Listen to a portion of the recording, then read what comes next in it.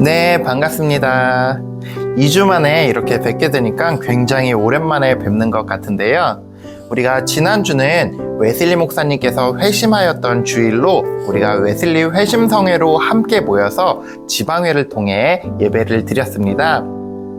오늘은 이제 웨슬리 목사님의 새로운 부분의 설교를 함께 나눌 텐데요. 오늘 웨슬리 목사님께서 전해주실 설교의 제목은 우리 주님의 산상수훈에 대하여 1입니다.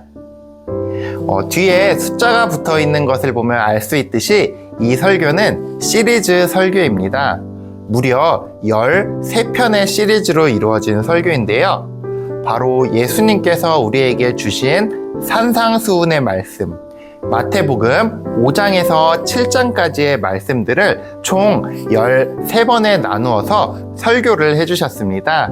우리가 앞으로 13번 동안의 시간은 이 산상수훈에 관한 웨슬리 목사님의 설교를 함께 읽고 공부해보는 시간을 갖도록 하겠습니다. 그중 오늘은 그 첫 번째 시간이 될 것입니다. 오늘의 본문은 마태복음 5장 1절로 4절까지의 말씀입니다. 예수께서 무리를 보시고 산에 올라가 앉으시니 제자들이 나아온지라. 입을 열어 가르쳐 이르시되 심령이 가난한 자는 복이 있나니 천국이 그들의 것임이요 애통하는 자는 복이 있나니 그들이 위로를 받을 것임이요. 아멘. 네, 오늘의 본문은 우리가 너무나도 잘 알고 있는 말씀입니다. 바로 팔복의 말씀인데요. 웨슬리 목사님께서는 오늘 설교를 통해 이 팔복의 8가지 복 중 첫 번째와 두 번째, 앞에 두 가지 복에 대해서 설명해 주실 겁니다. 웨슬리 목사님께서 이 팔복에 관한 설교, 그러니까 전체적으로 산상수훈의 설교를 들어가기 전에 가이드를 오늘 말씀해 주시는데요. 총 4가지 우리가 이 산상수훈 설교를 듣기 전 꼭 배워야 할 것들이 있는데요. 그중 첫 번째, 예수님은 누구신가? 이것에 대한 답입니다. 웨슬리 목사님께서는 이 산상수훈을 가르쳐 주시는 우리 주님이 하늘과 땅의 주님이시며 만물의 창조주이시라는 것을 강조하고 있습니다. 그리고 그분께서는 모든 우리 인간을 사랑하시고 우리에게 그 빛을 주시기 위해 오신 분이라는 것을 가장 명심해야 한다고 말씀하십니다. 두 번째로 우리가 산상수훈을 들어가기 전에 알아두어야 할 것은 바로 이 산상수훈을 통해 어떤 내용을 가르치시는가인데요. 하늘로 가는 길을 설명한다고 말씀하십니다. 그리고 이 길 외에 다른 길로는 바로 하늘로 갈 수 없고 모두 다 파멸에 이를 것이라고 웨슬리 목사님은 강조하십니다. 그리고 세 번째로 이 말씀, 그러니까 산상수훈을 듣는 사람들에 대해서 말씀하시는데요. 이 산상수훈을 듣는 이들은 당시 기준으로는 제자들과 또 예수님을 따르는 사람들, 즉 예수님의 말씀을 듣기 위해 함께 산으로 올라온 이들이라고 말씀하십니다. 즉 예수님의 말씀을 듣기 위해 갈급한 사람들이죠. 그리고 웨슬리 목사님께서는 이것이 성경에 적힘으로 더 나아가서는 모든 인류에게 아직 태어나지 않은 그러한 모든 인류에게까지 하시는 말씀이라고 웨슬리 목사님께서는 말씀해 주십니다.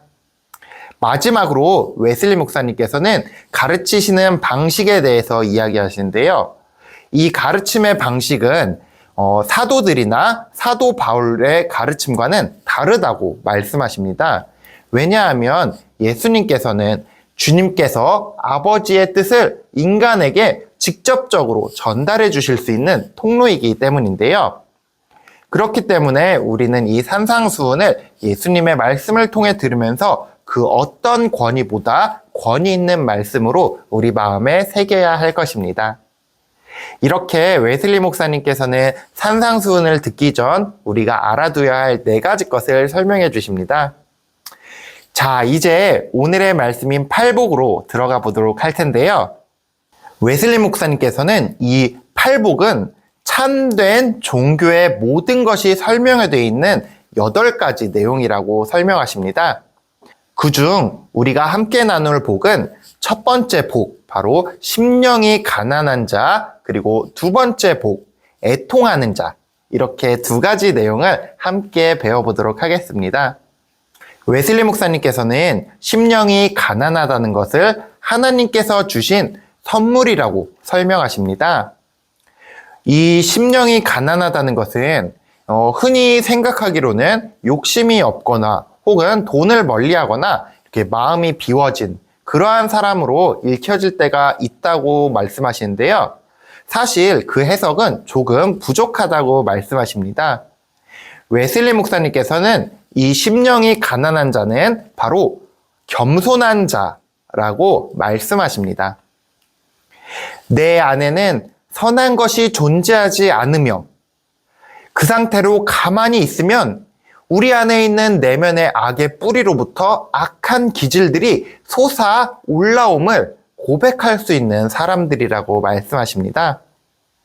우리들이 전적으로 타락했기 때문에 그 끝에는 영원한 사망뿐이라는 사실을 고백할 수 있는 겸손한 사람을 말하는 것입니다.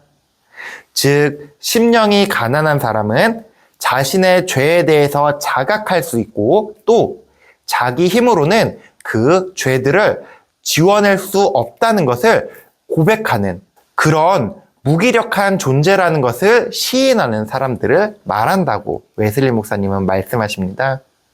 그렇기 때문에 심령이 가난한 자는 겸손한 자인 것입니다. 그렇기에 우리는 예수님께 나아갈 수밖에 없습니다. 예수님만을 의지할 수밖에 없습니다. 웨슬리 목사님께서는 우리 안에 있는 천국, 즉 하나님의 나라를 이렇게 설명하시는데요. 성령 안에서의 의와 평화와 그리고 기쁨이 넘치는 상태라고 말씀하십니다. 주님의 생명으로 받은 의와 주님이 우리를 받아주셨다는 데서 오는 평화, 그리고 최후에 우리가 얻을 면류관에 대해 확신하는 그 기쁨이 바로 우리가 이 땅에서 얻을 수 있는 하나님의 나라, 즉 천국이라고 웨슬리 목사님은 강조하십니다. 이러한 주님께서 주시는 확신으로 우리는 천국의 약속을 받게 됩니다. 우리는 우리의 죄악된 모습을 고백함으로써 우리는 그 천국을 바라볼 수 있게 됩니다. 그리고 그리스도만을 의지함으로 우리는 그 약속을 얻게 되는 것이죠. 바로 여기에서 우리는 진정한 기독교인이 될 수 있게 되는 것입니다. 웨슬리 목사님께서는 두 번째 복인 애통한 자에 대해서도 설명해 주시는데요. 웨슬리 목사님께서는 이 애통함은 총 2가지의 애통함으로 나뉘어서 설명된다고 말씀하십니다. 그중 첫 번째 애통함은 세상 유혹과 시험에서 오는 애통함입니다. 조금 쉽게 설명하자면 이 세상의 유혹이나 시험들은 우리들에게 항상 도전을 합니다. 우리를 무너뜨리려고 하고 유혹하려 합니다. 이러한 세상의 욕망이나 허영, 쾌락과 같은 것들을 거부하는 일은 쉬운 일이 아닌데요. 그것들을 이겨내면서 우리 안에는 아픔, 슬픔, 애통함들이 생긴다고 웨슬리 목사님은 말씀하십니다. 이것들을 이겨냄으로써 세상의 시험이나 유혹을 우리가 거부함으로써 생기는 애통함, 이 애통함으로부터 주님께서는 우리에게 복을 주실 것이라고 웨슬리 목사님은 말씀하십니다. 그리고 그 애통함은 결국 우리에게 기쁨으로 바뀌어질 것이라고 웨슬리 목사님은 설명하십니다. 그리고 두 번째 애통함이 있는데요. 이 두 번째 애통함은 하나님의 자녀로서 복된 애통함입니다. 바로 이웃을 위해 슬퍼하는 마음인데요. 우리의 이웃을 위해 울게 되고 형제 자매를 위해 울게 되고 아직 구원받지 못한 이들을 위해서 울게 된다고 말씀하십니다. 심지어 우리를 대적하고 있는 아직 죄악 중에 있는 원수를 위해서도 울 수 있는 마음, 바로 그것이 애통함의 두 번째라고 말씀하십니다. 웨슬리 목사님은 이 모든 슬픔에 대해 우리가 슬퍼하고 애통해하며 주님께 기도드린다면 그 모든 슬픔을 거두어 주실 것이라고 웨슬리 목사님께서는 말씀하십니다. 웨슬리 목사님은 마지막에 이렇게 말씀하시며 설교를 마무리하십니다. 여호와를 아는 지식이 세상에 충만할 때까지 우는 애통함을 가지라. 이렇게 말씀하시며 웨슬리 목사님께서는 우리가 애통해야 할 줄 알아야 한다는 말씀으로 설교를 맺으십니다. 오늘은 웨슬리 목사님의 우리 주님의 산상수훈에 대하여 중 그 첫 번째 시간 설교를 함께 같이 읽었는데요. 오늘은 특별히 팔복, 그 중에서도 심령이 가난한 자, 그리고 애통한 자, 이렇게 두 가지 덕목에 대해서 배웠는데요. 이 두 가지에 대해 생각해보며 오늘 몇 가지 질문을 함께 해보시면 좋을 것 같습니다.